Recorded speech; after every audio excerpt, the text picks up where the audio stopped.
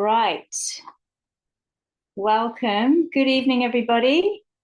My name's Amber Kay, and I'm one of the co-hosts. Sorry, I'm one of the. I am the only co. I am the host tonight.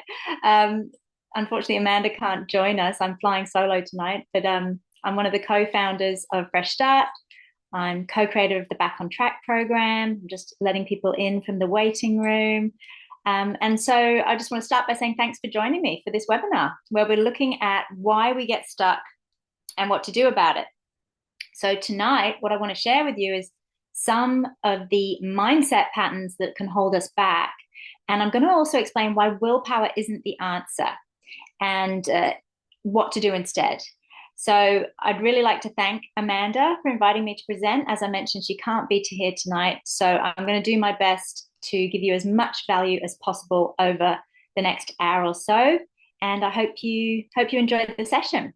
So before we start, it makes it way more interesting to, rather than just listening to me nonstop, to get your contributions as well. So please do share in the chat box, your insights, your reflections, your aha moments. I'm hoping you'll have a few, and that this will be really, really valuable for you.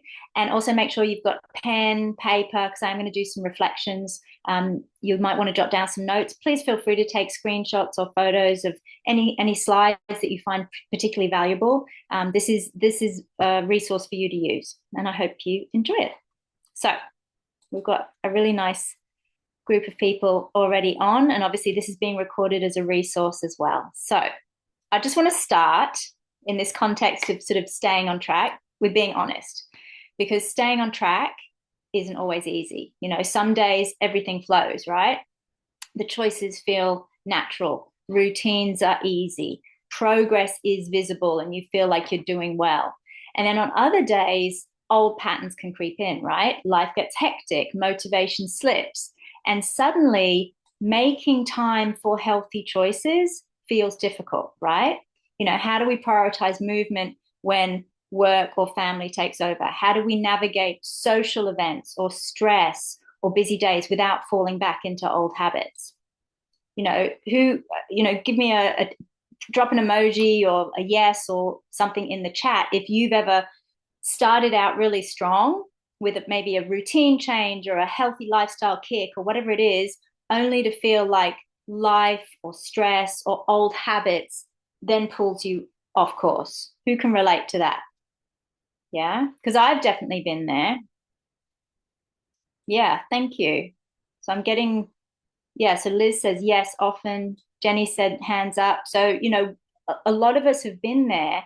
And that's exactly why I'm here tonight, to give you insight to why this happens. What are the forces behind our behavior? And also some clarity on what's really going on. Now, in terms of where I'm coming from, our goal at Fresh Start, in all of our support, in all of our resources, in the Back on Track program, is to equip you with the mindset, the tools, the strategies to stay on track for the long term. Ultimately, what we want for you is to help you create a lifestyle where staying on track, whatever that means for you, becomes automatic, becomes second nature, because it's who you are. Okay? So there's no more starting over or wondering if you're on track or off track. Instead, the way you live, the choices you make on a daily basis, and the person that you've become are all naturally aligned with your health goals, your lifestyle goals, the results that you want to see.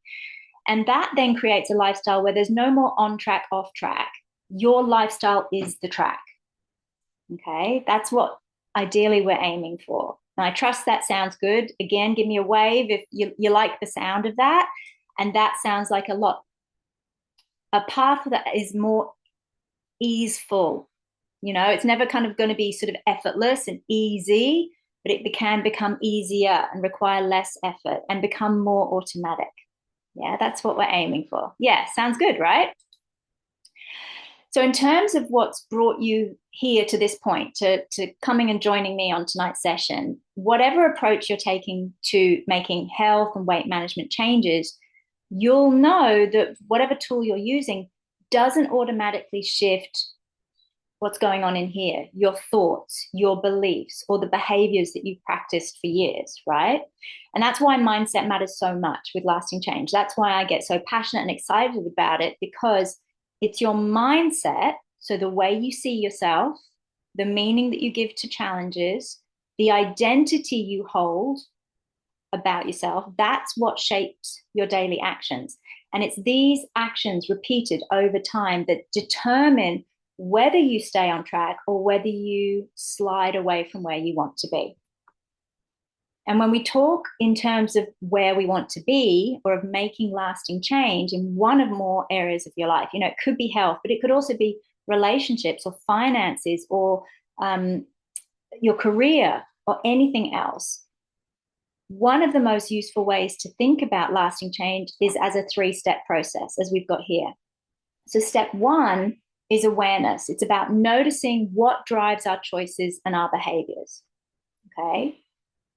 Step 2 is about intention. It's about clarifying what we truly want and why. And it's what we want, not what people think we want, and not what we think we should want, but what really, truly we want. And very importantly, why we want it. And then step 3 is embodiment. It's where we become the kind of person whose habits, whose thinking patterns naturally align with that vision that we want for ourselves. And so today, I'm going to focus mainly on this awareness stage 1. So understanding why old patterns can persist, why it can feel so challenging to make change last. Okay. So ultimately today is about understanding why we get stuck doing things that negatively impact our health, negatively impact our well-being, negatively impact our weight, negatively impact our self-esteem. Even when consciously we're like, I don't want to do this anymore. Why am I doing this? Here I go again. Why am I doing this? Okay. Now, aside from sort of professionally being passionate about mindset, I want to share briefly why this matters to me personally. Because for a long time, I struggled with emotional eating. I struggled with sugar cravings, a chocolate addiction. I had a really kind of stop-start relationship with taking care of myself, with making myself a priority.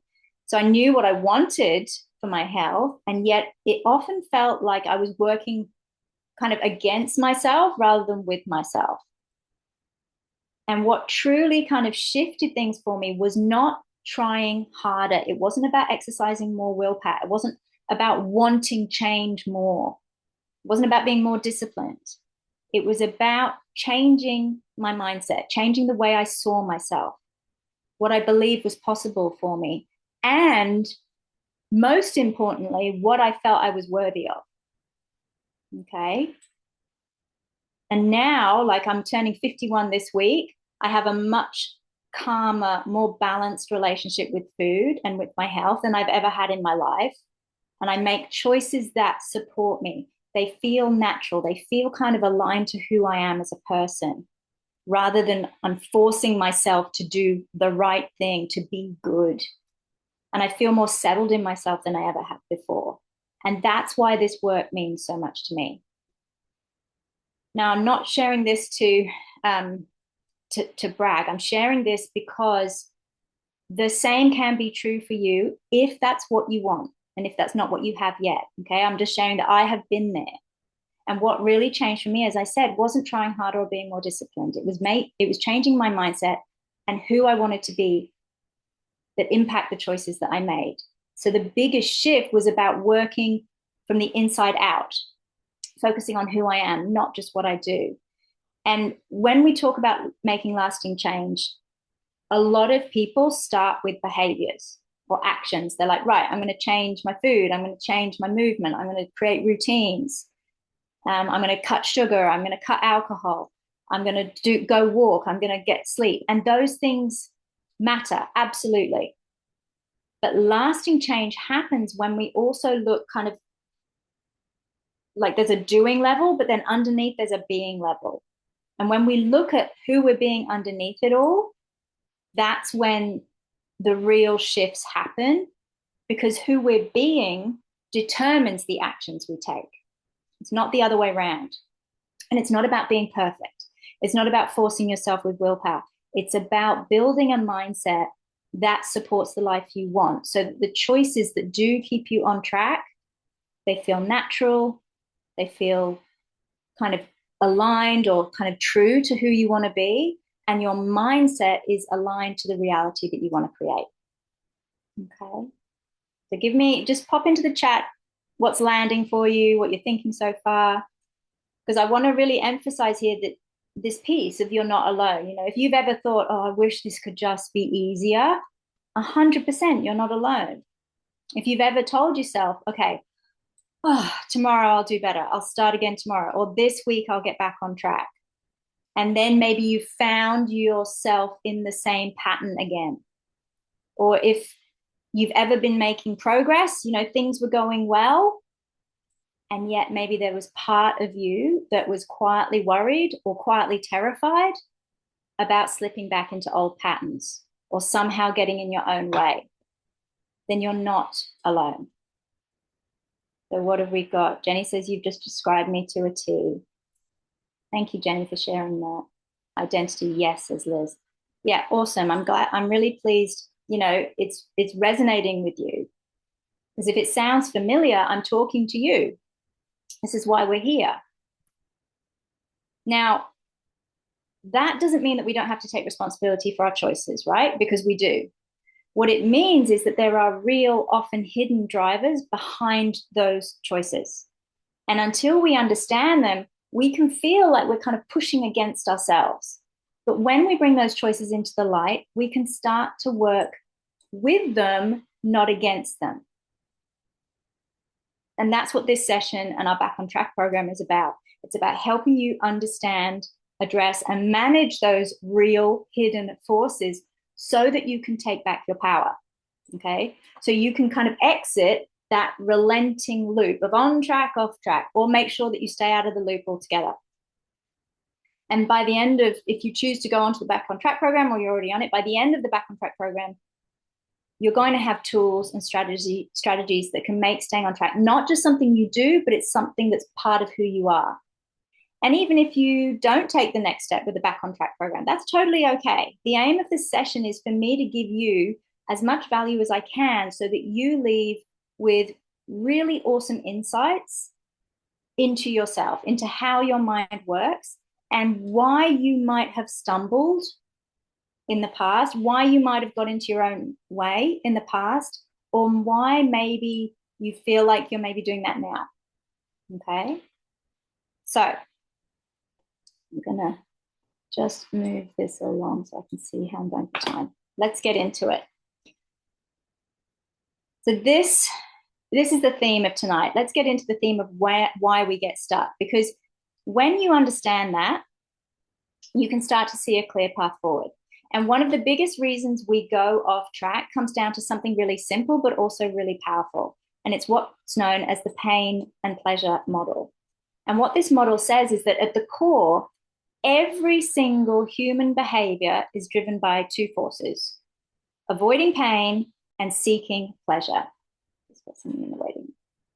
So everything we do, whether it's supportive of us or not, comes back to these two drivers.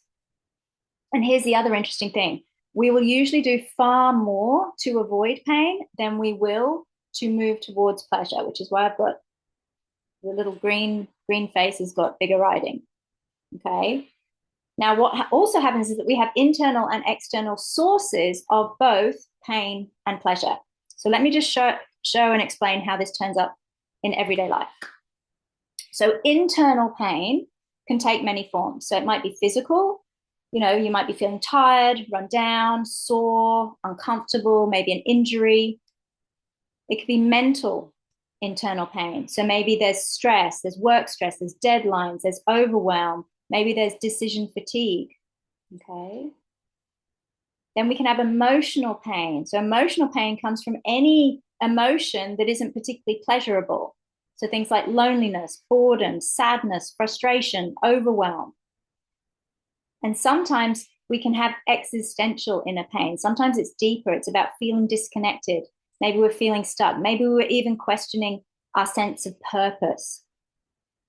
And we can feel multiple versions of internal pain at the same time, right? So I might be tired, so I'm physically in physical pain, internal pain, but I also might have financial stress. So I'm in mental pain. And because of that, I'm feeling anxious. So I've got emotional pain. So I can have multiple sources of internal pain going on in my body and in my mind at a time. And what happens is when that pain builds up, our brain does what brains are designed to do. It looks for relief. And usually it looks for relief outside of us through external pleasures. So the external pleasures might be chocolate, coffee, food, alcohol, might be scrolling on your phone, might be online shopping, Netflix. It might even be something like just hitting snooze instead of getting up. And the tricky part is that it works, right?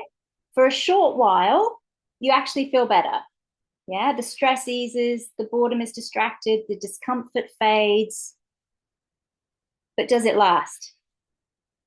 No, right? It doesn't last. And what often happens is then there's a crash afterwards. And the crash that follows then leaves you with even more internal pain. Yeah, because then maybe emotionally there's guilt or shame or fear or something else. And then that drives you right back into the cycle of feeling the internal pain and then seeking external pleasures. Now, I'm not saying here at all that chocolate, coffee, wine, online scrolling is wrong. Okay, there's no right or wrong here. There's no good or bad. It's just about noticing what we use to seek relief when we're feeling that internal pain. Okay, just noticing the cycles. So one way to picture this is with what we call the stress bucket. So if you imagine every stress, every worry, every bit of internal pain you carry is like water filling a bucket. And when it gets too full, you will look for ways to release the pressure. So that's the food, the wine, the scrolling, the zoning out, whatever it is. And it helps for a moment. And it's like poking a hole in the base of the bucket, right? It lets out a bit of water. So the level goes down a little bit, but it doesn't empty the bucket. And it certainly doesn't address what's in the bucket, creating that filling sensation where if it reaches the top, you're redlining and you're exploding. So what happens is it fills again, the cycle continues, you poke more hole in the buckets to try and relieve the pressure, to try and take the level down. So let's walk through a day that might feel familiar or might in the past have felt familiar, or elements of this day might feel familiar. So you wake up tired, that's pain. You grab a coffee, that's pleasure. Then the caffeine wears off and you crash. You're in pain again. So you grab some sugar to pick yourself up, that's pleasure. And then comes the sugar crash and you're in pain again. And at lunchtime, you're short on time, so you grab something quick, tasty, but maybe not particularly nourishing or good for you.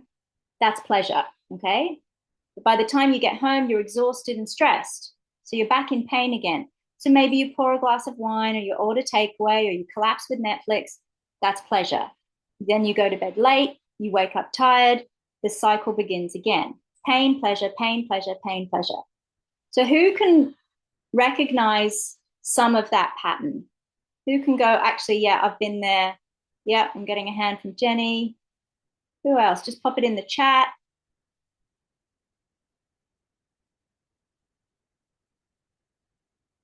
Yeah, absolutely right. We've all been there, or most of us have been there. I've certainly been there. Helen says, yes, definitely. Yeah, thank you for sharing, because even when you have tools, strategies, or a clear plan in place, that doesn't automatically erase this cycle. And those tools and strategies, yes, they can change what you do or what's happening in your body, but they don't change your thoughts, your emotions, the stresses of your everyday life. And that's why working on the mindset piece is so important. Now, this isn't just about food or drink, right? For some people, the external pleasure might be procrastinating instead of tackling a really difficult or challenging task. It might be online shopping when you feel stressed. It might be scrolling on Instagram or social media when you feel lonely, okay? It's all the same cycle. You're feeling some sort of internal pain, so you will seek external pleasure in some form for relief. There is some short-term relief, but then there's often a crash. It doesn't last, and then then you go back into more pain. Okay, it's the same cycle. So let's pause and just make it practical for you. I want you to think of one pattern that you've noticed in your own life. So it could be around food, drink, scrolling, shopping, or something completely different. Okay. So I want you to ask yourself, what's the internal pain that drives it? You know, is it physical? Is it emotional? Is it mental? Is it a combination? And you know, what are the actual pieces of that? You know, if it's physical, is it an injury? Is it soreness? Is it discomfort? If it's emotional, is it overwhelm, fear, anxiety? If it's mental, is it financial stress, relationship stress, work deadlines? Okay. And then what's the external pleasure you usually reach for? Is it coffee? Is it sugar? Is it chocolate? Is it alcohol? Is it Netflix? You know, what is it? And then what is the crash or consequence that tends to follow? So is there physical discomfort? Is there guilt? Is there fatigue? Is there frustration? You know, what is it? Is it financial? You know, if it's sort of online shopping, for example, that you can't actually afford, is there then financial distress or relationship conflict or whatever it is? So just thinking about one pattern, what's the internal pain that drives it? What's the external pleasure you reach for relief? And then what happens afterwards? I'm going to go quiet for a minute. I just want you to reflect and capture that for yourself.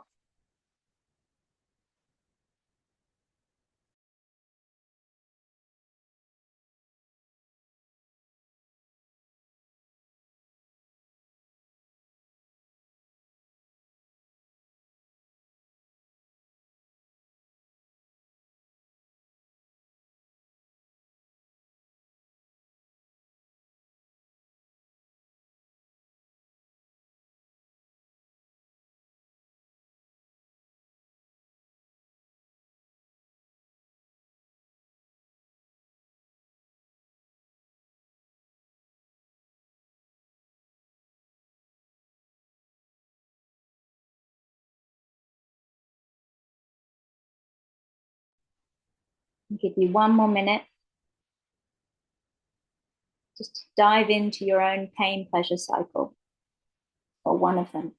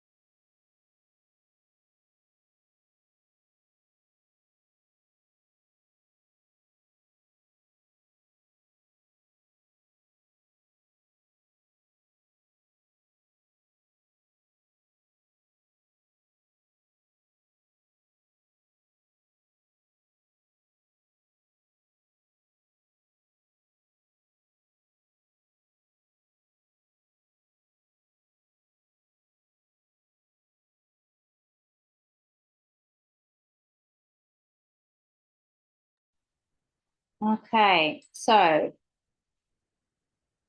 how'd you go? So if you want to share in the chat, that would be awesome. Okay, what did you discover? What's your own cycle of pain, pleasure, crash, pain? Because whether you share or not, awareness is that first step to change. And when you can clearly see your own cycle or one of your own cycles, you've actually then taken it out from unconscious awareness into conscious awareness. And then you're able to then step out of it, observe it. Now, I trust that the fact that I'm talking about this, that these are patterns that I see in, you know, hundreds of thousands of clients, this is very normal. This is how our minds work. And every single one of us will have patterns like this or will have had patterns like this. And they're not a sign of weakness. They're not a sign of a lack of determination or discipline. They're just how our brains are wired. And so it's that good news of, you know, once you see the pattern, you can start to change it. So what have we got here? Jenny says, mine is emotional, mainly boredom. And I eat sugar or online shop, and then I get upset at your weakness, right? Okay. So this is the thing is that then there's a lot of self-shame and self-judgment because it's like, oh, I've done it again. I'm weak. I should have controlled myself. But actually, your brain is working exactly as it's meant to. Okay. So thank you for sharing that. And, by the end of the session, I hope you've got some insights in terms of what's going on, what to do instead, and how to help yourself. Thank you for sharing that, Jenny. Liz says running around, helping family constantly, then reaching for chocolate, and then left feeling frustrated and guilty. Yeah. So I'm sure so many people can relate, especially if you're the person in the family that is, you know, helping and organizing and giving. Yeah. Especially women can be, and I'm generalizing, everyone is capable of it. I see it often in female clients where there is that sort of putting themselves last, making everyone else a priority, and then either soothing or rewarding or giving themselves some pleasure, some comfort, some me time or a gift to themselves. But then that choice leaves them feeling frustrated, guilty, resentful. And says, carer, so then stress, then lack of sleep. Thank you, Anne. Helen says, mine is emotional. I snack on chips and then I feel upset because I wasn't even hungry, right? When we eat, when we're not even genuinely physically hungry, and there's that temporary relief, but it doesn't actually address the emotional kind of void that's there. Yeah, 100%. Very, very common. You're not alone, Helen. And reaching for carbs and coffee, then guilt, fatigue, anger, and fear of failure, right? Oh, no fun at all. Okay. I trust you can see that we have these patterns. You are not alone. Thank you so much for sharing that, everybody. So, this is the pattern so far that we've been talking about, where we're bouncing from internal pain to external pleasure. And that keeps us in what we call survival mode. So, survive mode is all about getting through the day, firefighting problems, managing stress with quick fixes. We just want instant gratification, instant relief. So you're not surviving. Sorry, you're surviving, you're not thriving. Okay. The good news is that there is another side of this model.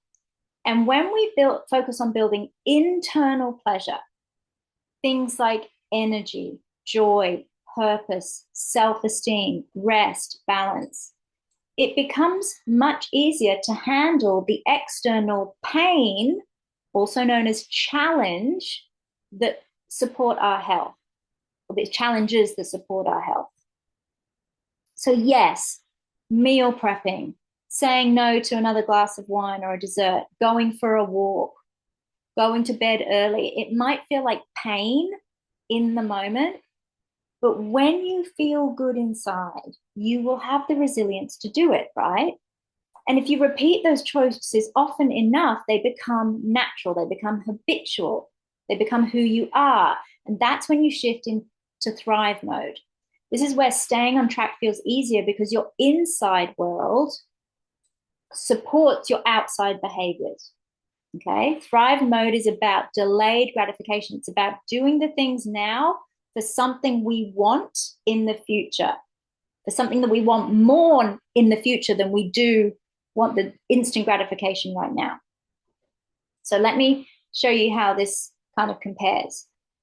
A day in survive mode is where you wake up tired, you have the coffee or the sugar, then there's the crash, you're skipping movement, you're rushing your meals, and by evening, you're drained. So you pour wine, you reach for snacks, you go to bed late, you sleep poorly, repeat, repeat, repeat. Firefighting, quick fixes, drained in the evening.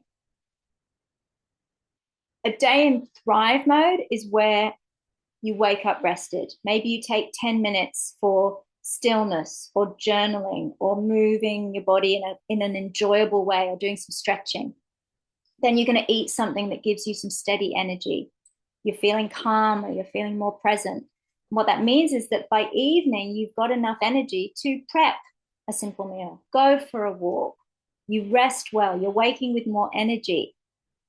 It's about having these well-being anchors in your life and in your day that you orientate yourself to, so that you are looking after yourself, caring for yourself, prioritizing your health and your needs throughout the day. Now, the difference between survive mode and thrive mode is not about perfection. Okay, this is not about going, you just need to do better. You just need to try harder. This is not what it's about. It's about how much internal pleasure you've built up so that you can handle the external challenges that will help you grow, that will help you stay on track, that will help you get your goal. When you focus on things that make you feel good from the inside out, not as a quick fix, yeah, where they feel good and they're good for you in a lasting way, then you can stop fighting against yourself. You're working with yourself or whatever tools you're using. And that's when things become sustainable. So here are some examples.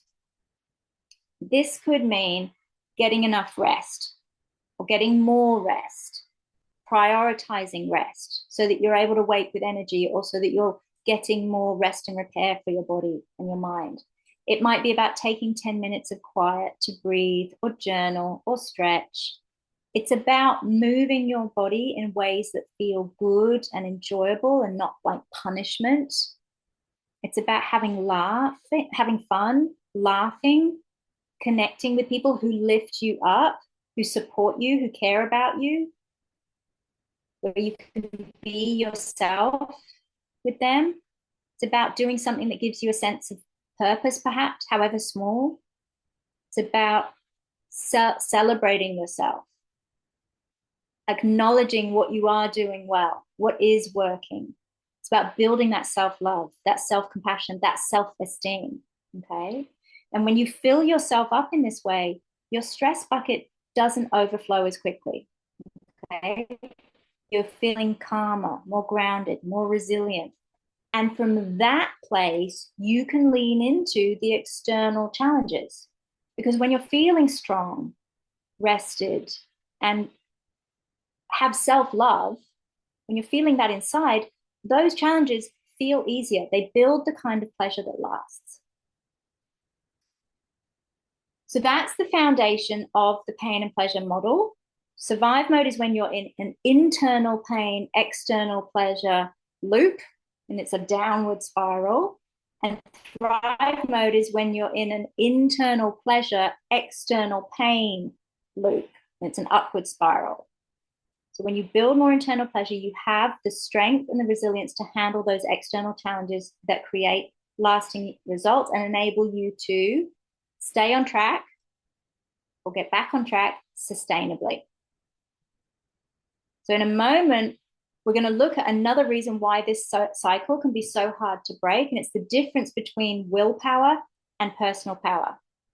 Because this is key. This is going to be understanding this piece will show you why discipline alone doesn't work and what really does. But before I go any further, just feel free to pop into the chat if you have any questions at this point.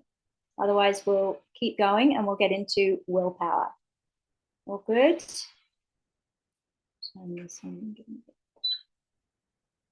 All right, we'll keep going, but please feel free to pop any questions in the chat. Awesome. Thanks, Liz. All right, so now that we've looked at the pain pleasure cycle, I want to talk about another piece that explains why so many of us get stuck. And it's the difference between willpower and personal power. So if we don't focus on building that internal pleasure, the only lever that we have to keep making us keep going is willpower. And that is exactly why we will keep snapping back into survive mode, okay? We've all been told that the key to success is willpower, yeah? That if we could just be stronger, more disciplined, more determined, if you just wanted it more, you'd get the results you want, you'd be on track, and you'd stay on track. But the truth is, willpower is one of the weakest tools that you can rely on for long-term change. And in fact, if you've been leaning on willpower and relying on willpower and expecting yourself to have willpower on an ongoing basis, it's probably one of the reasons why you maybe have bounced on and off track or gotten stuck in the past. Okay, if that is true for you. So, willpower sits in your conscious mind. Okay, and your conscious mind is whatever you are consciously aware of right now. It's in the logical part of us. Willpower is effortful, it's deliberate, it's limited. It requires us to decide to apply it. So if you think about it like the battery on your phone, okay, you charge your phone overnight. In the morning, you wake up, the battery's full. You've got some charge to make healthy, nourishing, nurturing, supportive decisions. But as the day goes on, every choice drains that battery. And so what happens is that by evening, the battery's almost dead, right? And that's why you can start the day going, right, I'm going to eat really clean, I'm going to exercise, I'm going to go to bed early, get a good night's sleep. But by 7 p.m., you're on the couch with Netflix and a snack, even though you're not genuinely physically hungry, you haven't done your walk, you've barely drunk any water throughout the day, and so on and so on and so on and so on. Okay? Who can relate to that? Who's been there? Yeah, I have, for sure. And it's not that you're lazy or you lack discipline. Yeah, absolutely, Liz. Yeah, you're not alone, right? It's not that you're lacking anything, it's that your willpower battery has drained. Okay. Now, this is also where decision fatigue comes in because every little choice we make during the day, what to wear, how, when to reply to that email, when to make that phone call, what to say in the email, how to respond to that, what to have for breakfast, lunch, dinner, how to juggle logistics, responsibilities, all of those decisions that we have to make during the day, little micro ones and little big ones, it uses up mental energy. So it doesn't matter how small the decision seems, each decision, should I pick up my phone? Do I go check this? Do I scroll for this long? Do I click like on here? Every little choice takes a bit out of us. And as the day goes on, that constant stream of choices makes it harder and harder to stay on track. What have we got here? Helen says, I so agree. I have so much willpower during the day, right? And then of an evening, at times, it can all fall apart. Okay, so I trust this is helping you understand why this happens. Because research has shown the average person, so you and me, we are making around 35,000 decisions a day. Okay. Oh, that's an enormous amount for your brain to process. So if you've ever thought, oh, I know what I should do, but I just can't do it right now, that's not weakness. That's decision fatigue. Your conscious mind has run out of the capacity to keep pushing through choices. And that's why willpower feels like it disappears. This is why supermarkets will put the lollies at the checkout. Because even just doing a shop, you will have made so many small decisions as you shop that by the time you get to the checkout, especially if you're doing it at the end of the day, you are done. Decision fatigue is in full flow. And so when the person at the checkout at the petrol station or says, would you like a 2-for-1 chocolate deal? You're like, yes, okay, because that's an easy decision. And that's the thing, when we are decision fatigued, we'll make the easy decision. So it's like, rather than relying on willpower to not pick up that bag of lollies or that chocolate bar, I'm going to pick it up, or those chips or whatever it is. Every choice we make during the day wears us down until eventually our willpower gives out. Let me know if you're getting any aha moments here. Now, another way to think about it is willpower is like a muscle. We're told, willpower is like a muscle. The more you use it, the stronger it gets. Yes, to an extent. Yes, to a point. You can use it for a while, but eventually it gets tired. If you try to rely on it constantly, it fatigues, it gives out. It is like a muscle. If I go to the gym and I'm doing, bicep curls, and I expect my body and my arm to just keep doing bicep curls all day, it's not going to happen. Eventually, my bicep will give out and I won't be able to lift anything. And this is why so many people describe being good for a few days and then they slip back into old habits. They weren't broken, they were just relying on the wrong tool. So if we bring this back in terms of the pain and pleasure cycle we just explored, remember the stress bucket filling up, right? Tiredness, overwhelm, frustration, loneliness, all the things.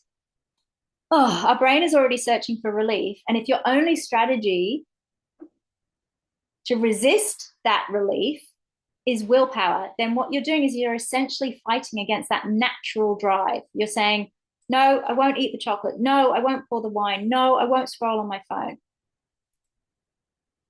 And so what happens is you're in a lot of internal pain and you're trying to relieve it by just going towards the external pain. Yeah, I'm going to do the hard things. I'm going to go for a walk and I'm going to stop eating sugar and I'm not going to touch the wine. I'm not going to touch my phone. And you're trying to willpower your way from internal pain to external pain. But what about the pleasure, right? We know that we need pain and pleasure.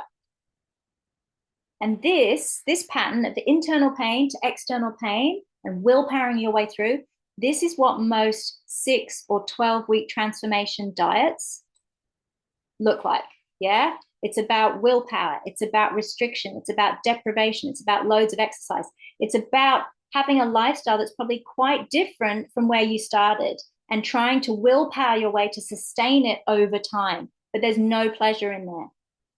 And we know that we will do more to avoid pain than we will to seek pleasure. So for a while, you can hold out. Yeah, sometimes a few days, sometimes a couple of weeks, every now and then a couple of months. But eventually the pressure builds too high. Your stress bucket is too full because there's no holes being poked in the bucket. So the willpower muscle gives out. The lack of pleasure becomes too much. So when willpower is low, we've relied on it over and over again, ongoing. The stress bucket is full, the brain will demand relief. And that's the snap point. And when that happens, most of us don't just step quietly off track. We jump onto what I call the stuff it train. Yeah? And you know that where that goes, right? Straight back to ice cream town or wine town or chocolate town or hot chips town or wherever your go-to is. Who here has ever been on the stuff it train? Just give me a wave or a comment. Yeah? I have. I was ice cream town, chocolate town. You know, this is the town that goes, I have tried so hard for weeks and now I am just done. Yeah? What have we got here? Oh, that's okay, Marion. All good. And in that moment, when we jump on the stuff it train, it feels like such a relief. You know, finally the brain gets the pleasure it's been craving for weeks. But what happens after? The crash, the guilt. We go back into internal pain, the frustration. So then there's more internal pain going back into the bucket. And suddenly you are right back in that internal pain, external pleasure cycle that we saw earlier. And that's why using only willpower is such an exhausting way to live, because it just keeps you bouncing between internal pain and external pain. Then you have a big blowout or a binge, and then you have to willpower your way out again without ever breaking free of the loop. Okay. So is this making sense? You know, all those times maybe you've fallen off the wagon or haven't been able to keep going with a really strict program. This is why. Helen says so much sense. Awesome. Awesome. So I want you to hear this clearly. This doesn't mean that you are broken or that you are a failure. It means you were trying to do a long-term job with a short-term tool. So just let that land. Okay.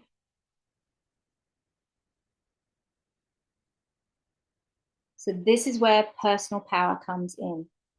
Yes, it makes sense. I'll need to revisit it again to really understand it. No, totally. You can watch this as many times as you want. And I am going through it quite quick because I want to give you so much. Because the alternative is personal power. So as I said before, willpower is about conscious force. It's about pushing against your natural drivers and what your brain is seeking. It's about trying harder, gritting your teeth. Whereas personal power is about unconscious and conscious alignment. It's about working with yourself so that the choices that support you feel natural, not forced. You know, with willpower, it feels like you're swimming upstream against the current. It can be exhausting. But with personal power, it feels like you're swimming with the current. You've got the flow on your side, and it's where you're working with your brain and your body, not against them. So, how do we build personal power? Personal power is about creating that inner strength and that alignment so you don't need to rely on willpower. Maybe you use willpower to get started, okay? There is a place for willpower. But then you shift into personal power because personal power is a long-term strategy. And there's 3 ways to build it. So way number 1 is your why power. So this is about connecting deeply to the reason behind your desired outcome and your choices. This is about finding your why so that motivation is coming from inside you, not from external pressure. And for example, in the Back on Track program, we do a visioning exercise to help you kind of step into your thriving future, to strengthen this part, to really tap into what will your desired outcome give you? Why do you want it? Why does it mean so much? What's it going to cost you if you don't get there? Okay. Way number 2 is about identity alignment. So this is about making sure that the inner beliefs that you have about yourself and also about health, movement, food, self-care, sleep, hydration, happiness. It's making sure that those inner beliefs are congruent, so they're aligned with the version of yourself or the version of reality that you're aiming for, and that your self-talk is supportive of that. So not, oh, I don't have the willpower to change, but I am building my habits step by step. Not, I never stick to a plan, but I am becoming someone who follows through. Not, oh, I can't handle my cravings, but I'm someone who can respond to my emotions in many different and supportive ways. Not, I'm not worth it, but I matter. I am enough, and I deserve to have the health and the vitality that I desire, and so on and so on and so on. Because we will always seek to prove ourselves right based on the beliefs that we hold. We will always act in ways that are consistent with how we have defined ourselves. So making sure that my identity, how I've defined myself in here, is actually matching the version of myself that I want to move towards, the results that future Amber wants. I need to make sure that my self-talk matches the way future Amber talks to herself. Otherwise, I'm never going to get there. Okay. And we explore this in the program when we look at identity statements, self-beliefs. And you can do this yourself by reflecting on your self-talk, making sure that you have self-talk, beliefs, affirmations about yourself that aren't keeping you stuck or going backwards, that are about keeping you moving towards your goals and towards that version of yourself that you want to be. And then the 3rd way is unconscious support. So this is about creating automatic patterns of thinking and behaving that support you. Because if your automatic habits and choices are working with you, you don't have to spend all day fighting against your internal programming, right? It's just about who you are. This is about how you live. And this is why we have a number of mindset reprogramming tools and audios in the Back on Track program. But ultimately, it's about creating and maintaining habits that support you. So you don't need to figure it out all right now, okay? The Back on Track program does go into this, but I want you to know that personal power isn't mysterious. It's not abstract. It's built through these 3 things, and each one is available to you, okay? So just to go a little bit deeper into this first way of accessing personal power through what we call your why power. So as I said, when you're deeply connected to why your health matters, being present for your kids, living without pain, having more energy, feeling proud of yourself, whatever it is, then making supportive choices doesn't feel like punishment. It doesn't feel like deprivation. So willpower says, oh, I should do this because it's good for me, or whatever it is. I should because they expect me to. But why power says, I want to, I choose to, I get to. And that's the difference. So if the only tool you have is willpower, you'll keep fighting and eventually snapping back into those old patterns. But personal power gives you another way because it helps you create internal pleasure, energy, purpose, joy, balance. So you're not always craving that external hit. I remember a specific client I worked with. She was someone who said and thought she had no willpower because every night she'd be like, I'm not snacking tonight. I'm not going to snack. And then she'd end up snacking, even though she was trying really hard not to, i.e., she was relying on her willpower. But once we focused on what she wanted and why, and also the beliefs that she had about herself, so her identity, everything shifted. Snacking stopped, not because she suddenly developed iron willpower, but because it wasn't who she believed she was anymore. She wasn't the kind of person who snacked anymore. And that is personal power. Okay. So let's bring this back to you. I want you to think about an area where you've been relying mostly on willpower. So maybe it's food, movement, sleep, maybe it's something unrelated to health. And I want you to just ask yourself, how long does willpower usually last for me? What happens when it runs out? And what might be different if I stopped fighting myself and I started building personal power instead, tapping into my why power, making sure that my self beliefs were supportive and respectful of myself and encouraging and positive and nurturing, making sure that my habits and my routines really supported me. Okay. So I'm going to go quiet again. I'll give you a couple of minutes just to do this reflection.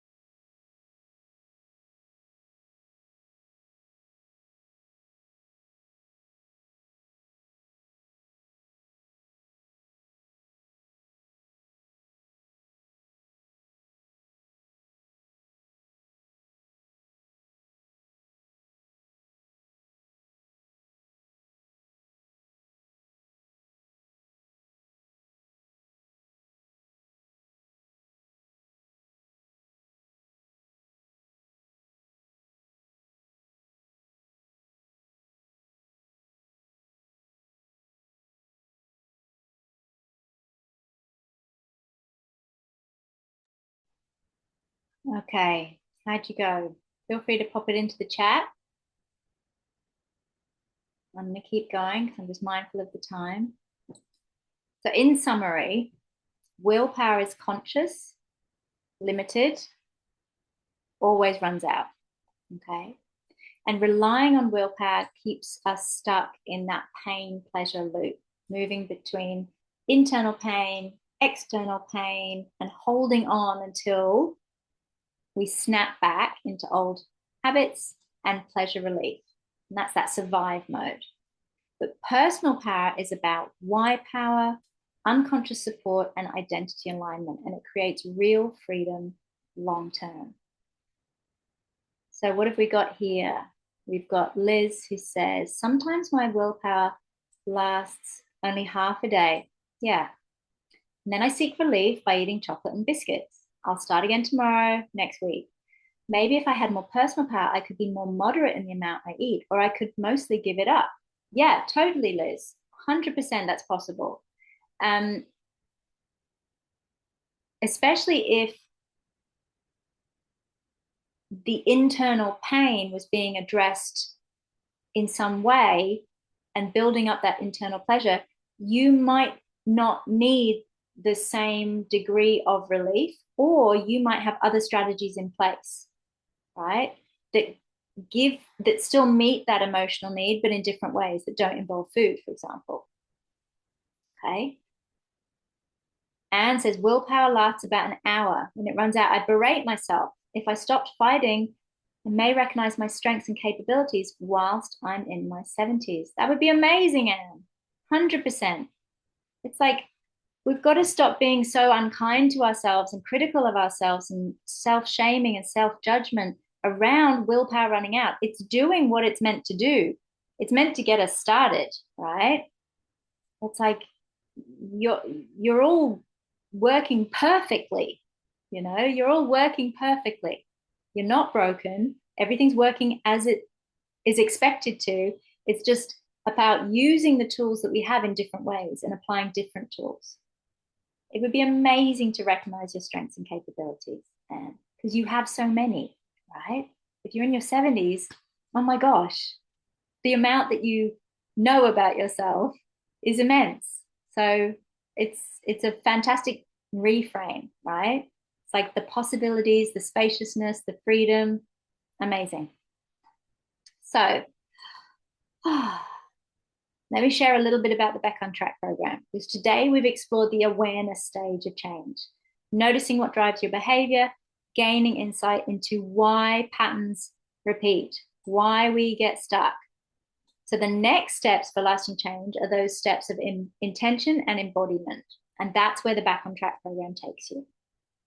So in the program, you get to clarify what you truly want, step into your vision, and align your habits and your identity to make lasting change on unconscious and conscious levels. So here's a very quick overview of how the program works. The whole journey follows that simple flow: awareness, intention, embodiment. So first, noticing what drives your choices, then deciding what you really want, and then finally putting it into action in a way that sticks. So module 1 is all about goals, vision, and why. This is more self-awareness. You're going to get really clear on what matters most to you, set meaningful goals, connect with your motivation, and learn a really simple but powerful 3-minute formula that helps you build momentum even when life gets busy. So this is that why power piece. Module 2 is about letting go of limiting beliefs. So this is also part of awareness. And this module helps you spot the thoughts and the thinking patterns that have been holding you back, and shift your mindset so that it supports that consistent progress instead of working against you.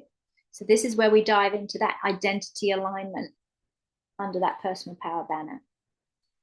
Module 3 moves into intention. It's about creating healthy, enjoyable habits. And here we really focus on the key areas that drive long-term results and build routines that feel sustainable, not forced.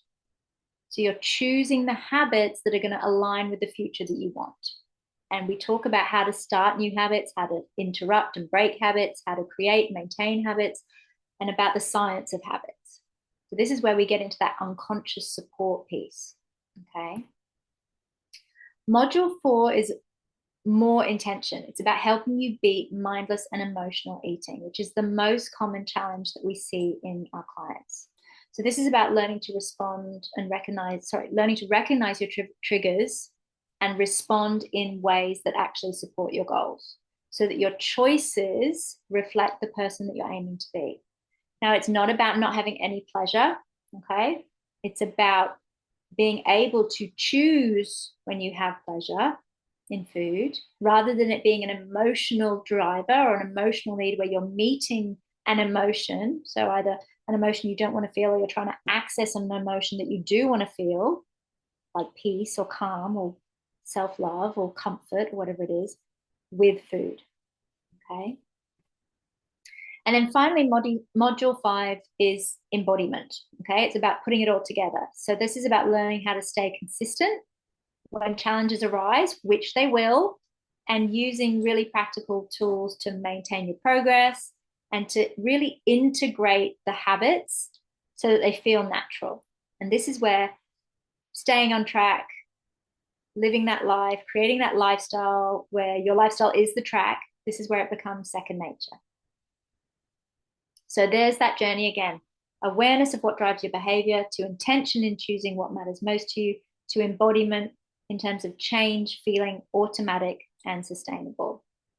That's the flow we guide you through in the program. And today you've got a sense of that first stage, the awareness piece. So you can start noticing your own patterns and starting to think differently right away, because now you're consciously aware, you get to step back and observe. Okay. So if you're keen, oh, I do apologize, there was a QR code there. If you're keen, you can purchase that through the Portion Perfection Collective. I'm going to put a link up in the chat, and there's a discount through the Portion Perfection Collective on the program. I do apologize about the QR code that it hasn't appeared. And before we finish, I want to highlight something important. So even if you don't take the next step with the Back on Track program, that's totally fine. I trust that tonight's session has given you some insight into those patterns that keep you stuck and a clear understanding of why willpower alone isn't enough. Some self-forgiveness, perhaps, yeah, and the awareness to start noticing your own pain and pleasure cycles. You also now know that personal power works and how it works, and some first steps that you can take to start building it in your life. So I'd recommend, if you don't know where to start with your why.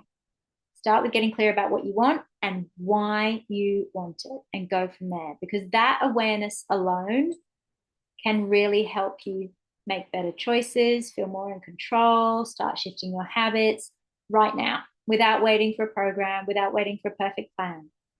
Okay. So that's all from me. Thank you so much for joining me today. I really appreciate you giving yourself this time, and I hope you've gained some helpful insights that you can take with you. Please feel free to just pop into the chat any questions that you have. And Helen, just brilliant. Thank you so much, Amber. Learned a lot. You're so welcome, Helen. I'm so pleased. I'm so pleased. Yeah, I'm always so excited to share this content like this, because this is understanding yourself, and that there's gold in that. So Liz, you're so welcome. Thank you very much. So if that's everything, do get in touch if you have any questions after about anything I've covered, and you're very welcome.